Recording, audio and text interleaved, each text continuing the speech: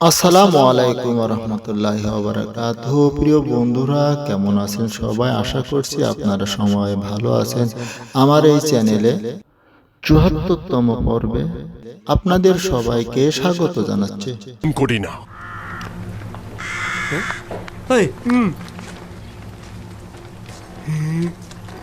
চলো যাই, জুলেখার কাছ থেকে বকশিস নিয়ে আসি। সবর কর। বকশিস প্রথমে জনাব ইউজারশিপ কোথায় সেইটা আগে খুঁজে বের কর। চলো যাই। গুদামগুলোর দিকে চলো।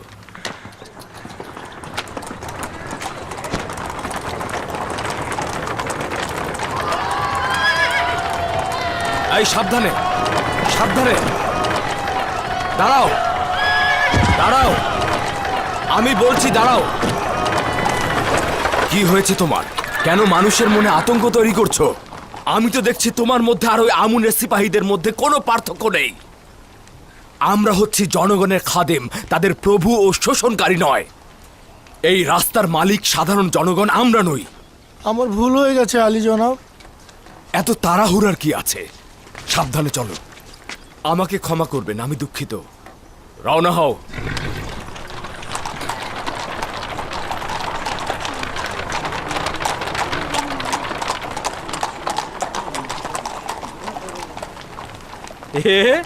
গুদাম ভান্ডারের দিকে যাচ্ছে।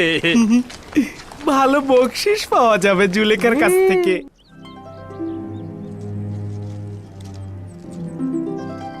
তার মানে আমরা বেখবর ছিলাম। তার সহধর্মিনীর নাম কি? ওয়াসানাত, অখুনাতুনের ইবাদতখানার প্রধান খাদেম জনাব ওয়াসুনের কন্যা।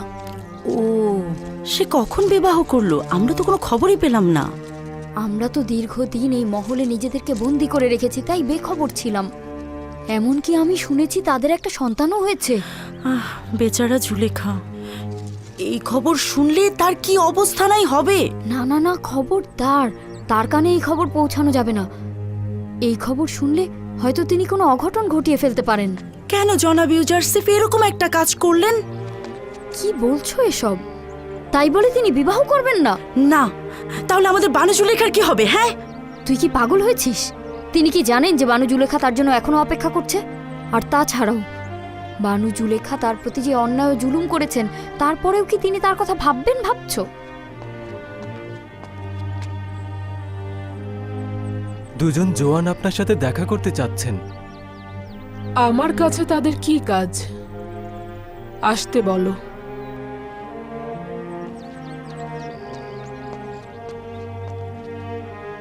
হুইয়ারকেও স্পষ্ট দেখতে পেলাম না। আমার চোখগুলো দিন দিন আবছা দেখছে। বানু, এভাবে চোখের জল ফেলবেন না। নিজের উপর একটু রহম করুন, নয়তো দুদিন পর চোখগুলো নষ্ট হয়ে গেলে পথ চলতেও লোকের সাহায্য লাগবে। কেন বানু আপনার চোখ দুটো হাকিম সেনুহেকে দেখাচ্ছেন না? তার চিকিৎসায় তো আপনি ভালো হয়ে যেতে পারেন। আমার হাকিম অন্য কেউ একজন, যে তার রোগী সম্পর্কে বেখবর। আপনার উপরে দরুদ বানু জুলেখা। যখন মিশরের দ্বিতীয় ক্ষমতাধর নারী ছিলাম তখনই তাজিমের যোগ্য ছিলাম। এখন তো এগুলো ঠাট্টা ছাড়া কিছুই নয়। কি বলবে বলো?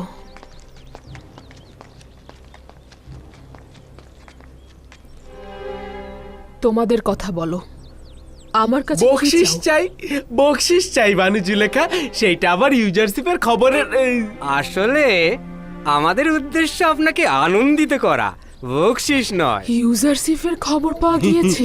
হ্যাঁ বানু, আমি নিজের চোখে দেখলাম ইউজারশিপ গুদাম ঘরের দিকেই। বানু জুলেখা, আমাদের উদ্দেশ্য আপনাকে খুশি করা, কিন্তু আপনি কি আমাদের দুজনকে খুশি করতে চান না? কেন নয়, অবশ্যই।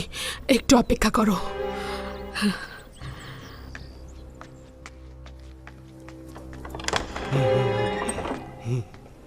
তোমাদের কোনোই অভাব নেই। তোমরা দুজন আসলে ধান্দাবাজ।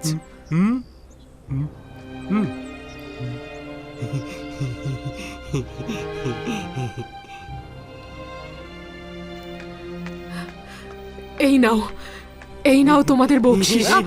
সবর করুন বানু। তোমরা প্রথমে খবরটি দাও। হ্যাঁ খবর, হ্যাঁ আলী জনাব ইউজারশিপ এখন তিনি গমের গুদামের দিকে গেছেন। এটুকুই যথেষ্ট, যাও যাও। জি জি বলল তেবসের গুদামের দিকে গিয়েছে, আমিও সেদিকেই যাচ্ছি।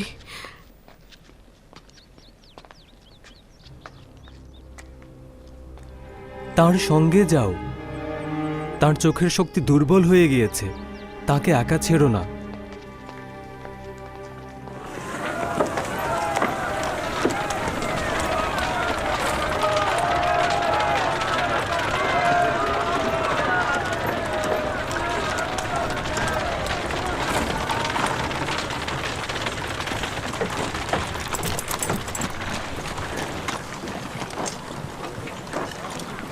পরের জন এসো।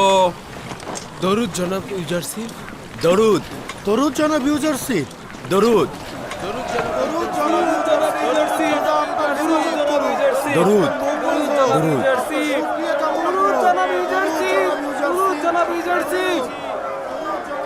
বসুন এবং আপনাদের কাজ করুন। 60 বস্তা। পরের জন এসো। প্রথমে কোন গুদামগুলো খুলেছেন? যে গুদামগুলো 7 বছর আগে সিলগালা করেছিলাম। সাবাস। 7 বছর পূর্বের গুদামগুলোতে গম বেশি দিন থাকলে তা নষ্ট হয়ে যাবে। কৃষকদেরও কি আজকে গম দিচ্ছেন? না আলী জনাব, কৃষকগণ তো 1 বছরের গম আগেই মজুত করে রেখেছেন। আজ শুধু ব্যবসায়ী ও শিল্প কারখানার শ্রমিকদের গম দিচ্ছি। 50 দেবনে পাবে 50 বস্তা। অনেক অনেক শুক্রিয়া জনাব ইউজারশিপ, আপনি দীর্ঘজীবী হন। তোমার নাম ও পরিচয় বলো। দেজি হুতি, পিতার নাম লিম হুতি, তেবসের অধিবাসী। আমার স্ত্রী ও 4 সন্তান রয়েছে। দিজি হুতি, মধ্যবিত্ত। দেখো, এই মাস শেষে 60 বস্তা গম পাবে, প্রতি বস্তা 1 দেবন। তোমার কাছে কেনা দামে বিক্রি করা হচ্ছে, 60 দেবন দাও।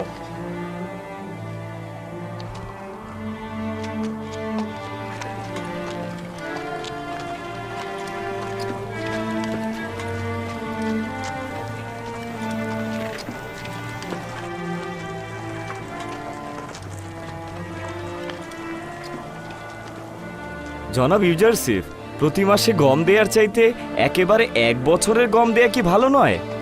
না, সাধারণ জনগণ 1 বছরের গম মজুত করতে পারবে না, চুরি হয়ে যাবে বা মুনাফা লোভীদের খপ্পরে পড়বে।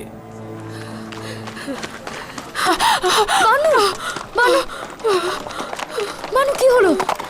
উঠুন উঠুন বানু, বানু।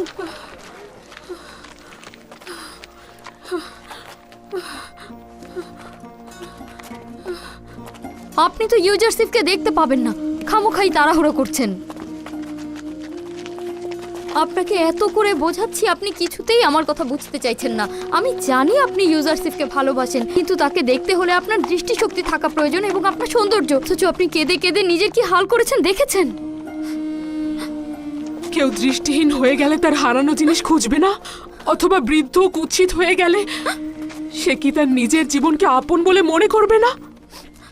আমি আমার হারানো জিনিস খুঁজে বের করতে চাচ্ছি। আমার অন্ধত্ব এবং বার্ধক্য কোনো কিছুই তার প্রতি প্রেমকে বাধার সৃষ্টি করবে না। বানু,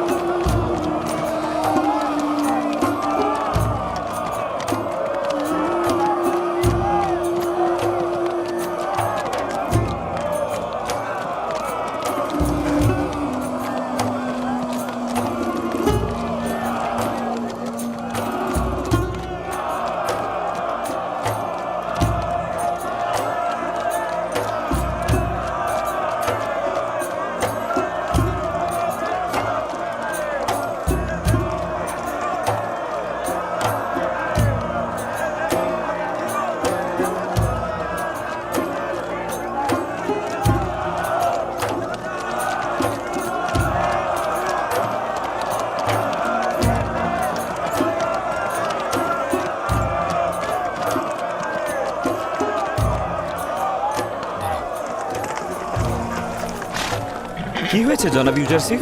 কাউকে খুঁজছেন? আমার মনে হলো যে আমি আমার খোয়াবে সে বৃদ্ধ মহিলাটিকে দেখলাম। হয়তো সেটা আমার কল্পনাই হবে। রওনা দাও।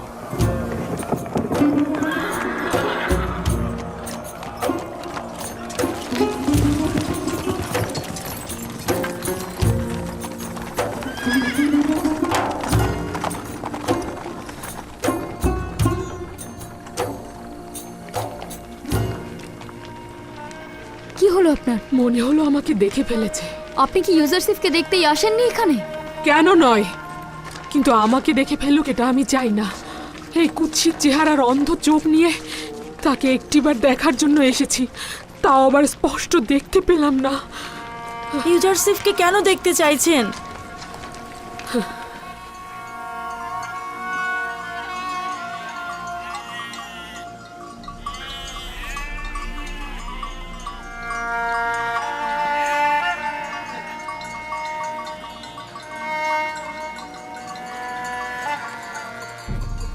আমি ইউসুফকে অত্যন্ত ভালোবাসি। এশফির পুত্র আমার, মনে হচ্ছে কাফেলার শব্দ শুনতে পাচ্ছি। জি দাদা যান। যাও, তোমার পিতা বেনিয়ামিনকে আমার নিকট ডেকে নিয়ে এসো। যাও যাও, সাবধানে, দ্রুত যাও।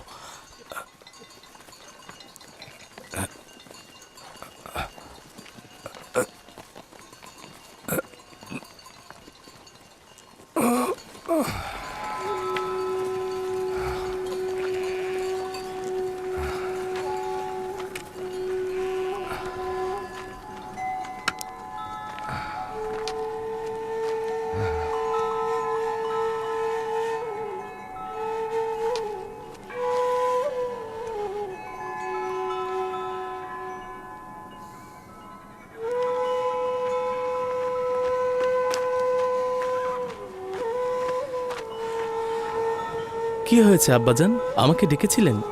বেনিয়ামিন পুত্র আমার, দেখো তো কাফেলার সর্দারকে আমার নিকট ডেকে আনতে পারো কিনা। আচ্ছা ঠিক আছে, আমি দেখছি।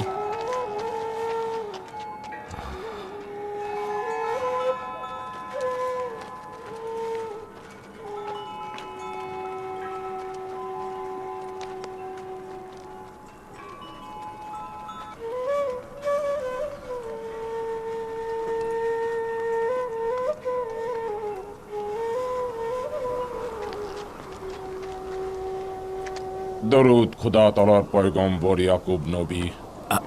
মালিকা নাকি? খোদা তাআলার দরুদ তোমার উপর। মনে হচ্ছে খোদার নবী আমাকে চিনতে পারছেন না। না মালিকা, ইদানিং চোখে ভালো দেখছি না। কত করে বলি যে কান্না করবেন না, কিন্তু আমার কথা শুনেই না।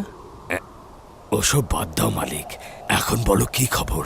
অনেক খবরই রয়েছে, কিন্তু আপনার জন্য কোনো খবর আনতে পারিনি। তোমরা কোথা থেকে আসলে আর কোথায় বা যাচ্ছ? কিসের ব্যবসা করছো?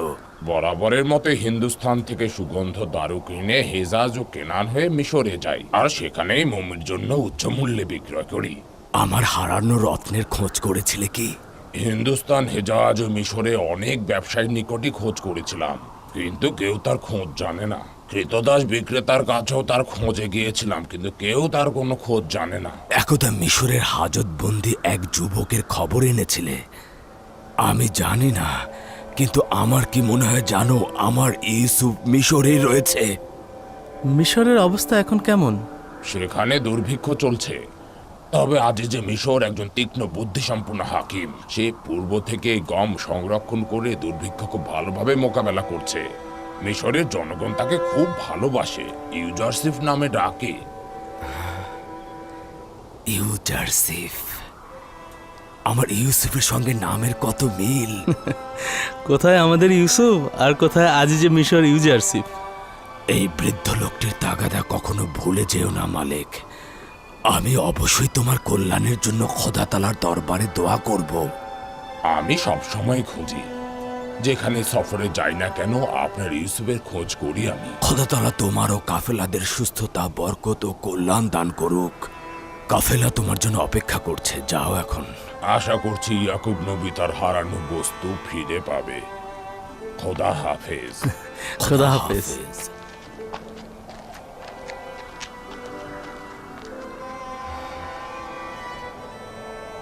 সম্ভবত ক্যানানেও খুব দ্রুত দুর্ভিক্ষ নেমে আসবে। যতটুকু পারো গম জমা করার চেষ্টা করো, না হলে আমাদের জন্য খুব বিপদ হয়ে যাবে। দুর্ভিক্ষ খুব দ্রুতই নেমে আসবে।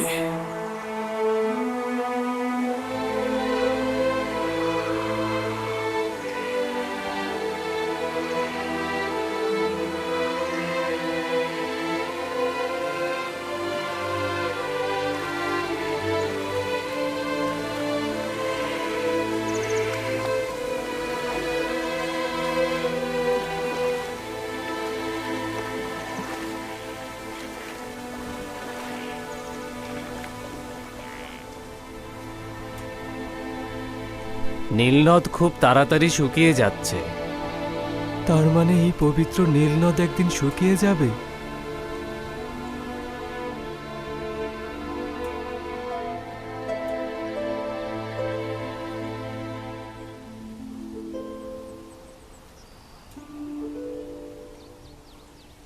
বানু, বানু, বানু, কি হলো? কি চাও? আমাদের ক্ষমা করবেন বানু, রাজমহল পুরো শূন্য, এখানে কোনো খাদ্য নেই আমার বানু।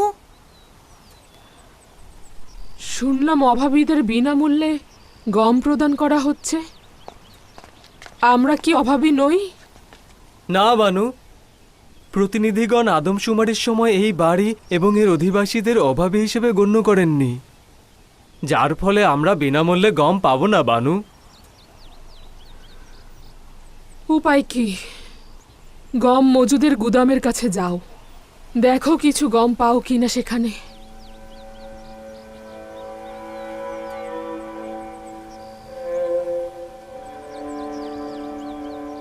আমি আর তোমা যাচ্ছি, সম্ভবত কিছু গম পেতে পারি। আমি যদিও কোনো আশা দেখতে পাচ্ছি না, তবু একবার চেষ্টা করা যেতে পারে। আচ্ছা, হুইয়ার তোমাদের সঙ্গে যাক, আমি আর মালি রাজমহলে থাকি। হ্যাঁ, রাজমহল একা রেখে যাওয়া ঠিক হবে না, কয়েকটা বস্তা নিয়ে যাওয়া দরকার। চলো গম বন্টনের গুদামের কাছে যাই। হ্যাঁ, চলো।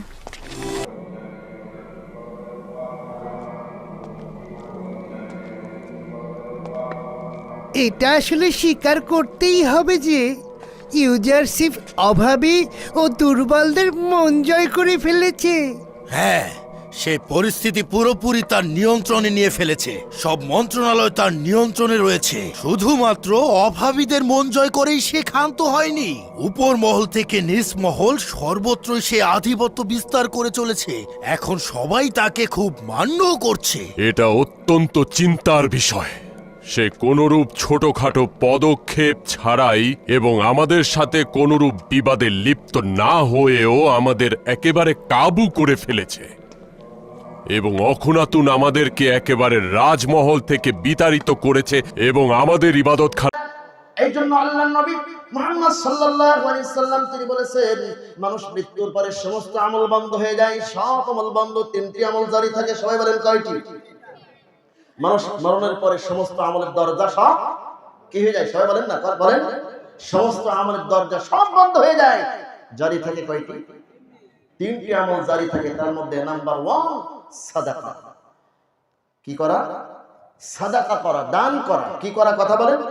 এই দান কোথায় করবো? অনেকে দান করে, বাড়ি থেকে সকালবেলা যাচ্ছে, পাশে একটা কবর পেয়েছে, কবরের উপরে লাল শালু কাপড়, এখানে না দিয়ে গেলে আমার সারাটা দিন ভালো হবে না, এই কবরে কিছু টাকা দিতে হবে। ওখানে কিছু জটওয়ালা মোচওয়ালা লোক আছে যাদের গায়ের গন্ধে পাশে কুত্তাও ভেড়ে না। কি এরকম কিছু পাগল আছে, এরা কবরে টাকা দেয়। কবরওয়ালার টাকার কি কোনো প্রয়োজন আছে? ওখানে কিছু মোচওয়ালা আছে, তারা এগুলি গাঁজা খায় রাতের বেলায়, আপনারা তো জানেন না। কথা বলেন ঠিক কিনা? টাকাটা কি কবরওয়ালার দরকার? মোচওয়ালার দরকার? এই মোচওয়ালার দিলে কি সব হবে? যারা গাঁজা কিনে খায় এদেরকে দিলে সব হবে? এরকম অনেক আছে দরগা দুর্গায় বিভিন্ন জায়গায় কত ভণ্ডামি ব্যবসা চলছে। আজকে মানুষ দান করার জায়গাও চেনে না। অনেকে আপনার হচ্ছে ছাগল গরু টাকা পয়সা সোলা মশারি ট্রাক ভরে ভরে নিয়ে চলে যাচ্ছে, উট পর্যন্ত নিয়ে চলে যাচ্ছে, এমনকি হরিণ পর্যন্ত নিয়ে চলে যাচ্ছে দান করার জন্য। জান্নাতের সার্টিফিকেট পেয়ে যাচ্ছে। এরকম কিছু জায়গা আছে না? বাংলাদেশে নাই, ভারতে আছে।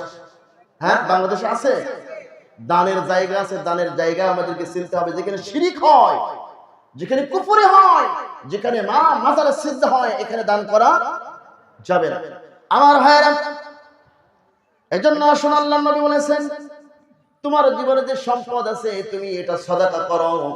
তোমার মরণের পরে তোমার সন্তান আজকে তোমার নাম বলতেছে, কালকে বলবে, এরপরে 1 যুগ 2 যুগ 3 যুগ 4 যুগ। আচ্ছা বলুন তো, আজকে আমরা যারা বেঁচে আছি, আমাদের পূর্বে 1 যুগ 2 যুগ 3 যুগ 4 যুগ আগে কে ছিল? আমাদের দাদা, তার দাদা, তার দাদা, তার দাদা কে ছিল বলেন? আমার দাদা, আমার দাদার দাদা, তার দাদা, তার দাদার আগে কে ছিল বলেন? কেউ বলতে পারবেন? তাহলে 4 পুরুষ আগে কে ছিল আমরা বলতে পারি না, বলার ক্ষমতা নেই। কারণ তাহলে আজকে যারা আমরা আছি, 4 পুরুষ আমরা পাড়ি দেব কিনা? কথা বলেন। আমাদের মরণের পরে এরকম 4 পুরুষ আদম থেকে শুরু করে এভাবে একের পর এক পুরুষ পাড়ি দিচ্ছে কিনা? কথা বলেন। তাহলে আমাদের মরণের পরে এমন একটা সময় আসবে, আপনার আমার নাম নিশানা বলার মতো পৃথিবীতে কেউ থাকবে না।